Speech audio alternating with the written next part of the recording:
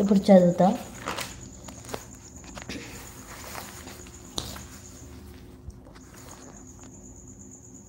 Hi friends, good afternoon. Like, share, subscribe. Today topic ఏమిటంటే జన్మదినం జరుపుకోవడం ఎలా. పిల్లలకు తమ పుట్టినరోజు పండుగ చేసుకోవాలని మహా ఉత్సాహంగా ఉంటుంది. ఆ రోజు వాళ్ళకి గొప్ప ఆనందంగా ఉంటుంది. కానీ మన బానిస మానస్తత్వం కారణంగా మనం ఆ రోజు కూడా పిల్లలపై ఆంగ్ల సంస్కృతి ముద్ర వేస్తూ మన పిల్లల పట్ల వారి పట్ల తీరని అన్యాయం చేస్తున్నాము. పిల్లలు పుట్టినరోజు నాడు మనం కేకు తయారు చేసి ఎన్ని సంవత్సరాలు నిండాయో అన్ని మైనపు ఒత్తులు కేకుపై పెడుతూ తర్వాత అవి వెలిగించి మళ్ళీ ఊది ఆర్పివేస్తాం.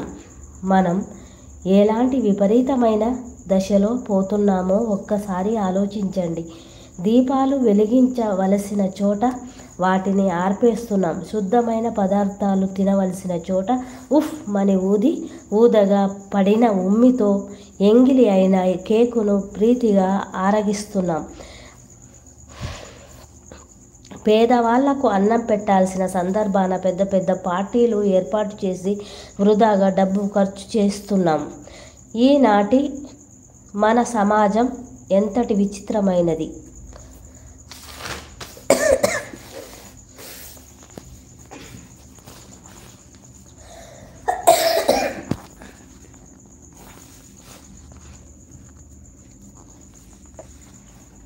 మన పిల్లలకు వారి పుట్టినరోజు నాడు భారతీయ సంస్కారము పద్ధతుల ప్రకారంగానే వ్యవహరించడం నేర్పాలి.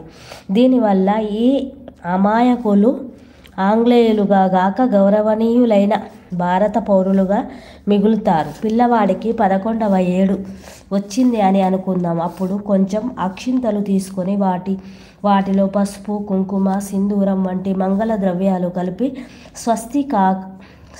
స్వస్తికాకారం చేయండి. దానిపై 11 చిన్న చిన్న దీపాలు పెట్టి 12వ ఏటికి గుర్తుగా ఒక పెద్ద దీపం పెట్టాలి. ఇక ఇంట్లోని పెద్దవాళ్లతో అన్ని దీపాలను వెలిగింపజేసి పిల్లవాడు పెద్దవారికి నమస్కరించి వారి ఆశీర్వాదం పొందాలి. పార్టీలలో వ్యర్థంగా ఖర్చు చేసే బదులు పిల్లల చేతి మీదుగా పిల్లలకు అనాథాలయాల్లోనూ అన్న వస్త్రాలను పెట్టించి ధనాన్ని సత్కార్యాలకు ఉపయోగించే మంచి అలవాట్లను పెంపొందించాలి. వచ్చిన వాళ్ళ నుంచి బహుమతులు తీసుకోవడానికి బదులుగా పిల్లల్లో దానగుణం పెంచాలి. దీనివల్ల తీసుకోవడం కాక ఇచ్చే స్వభావం బలపడుతుంది. పిల్లలతో కొత్త పనులు చేయించి వారిలో హితభావాన్ని పెంచాలి. చెట్లు నాటించడం లాంటివి. పిల్లలు ఇవాల్టి రోజున క్రితం సంవత్సరం గురించి ఆలోచించేలాగా చేయాలి. అంటే గత ఏడాది మంచి పనులు చేశారా, చెడ్డ పనులు ఏమి చేశారు లాంటివి. చేసిన మంచి పనులను భగవంతుని పాదాలకు సమర్పించి చెడ్డ పనులను మరిచిపోయి వాటిని మళ్ళీ చేయకుండా సన్మార్గంలో నడిచేందుకు సంకల్పించుకోవాలి. కొత్త సంవత్సరంలో చదువు, సాధన, సత్కర్మ,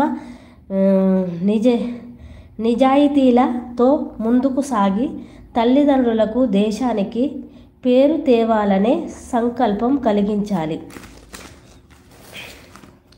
పైన పేర్కొన్న సిద్ధాంతాల ప్రకారం మనం మన పిల్లల పుట్టినరోజు జరుపుతుంటే దానర్థం మనం వారికి భౌతికంగా ఏమి చేయలేకపోయినప్పటికీ ఈ సంస్కారాలతోనే వారిని గొప్పవారిగా మార్చగలమన్నమాట. వారిని సువాసన వెదజల్లే పుష్పాలుగా మార్చి తమ సుగంధాలతో ఇంటిని, నగరాన్ని, రాష్ట్రాన్ని, దేశాన్ని గాక మొత్తం ప్రపంచాన్నే మైమరిపించజేయగలము.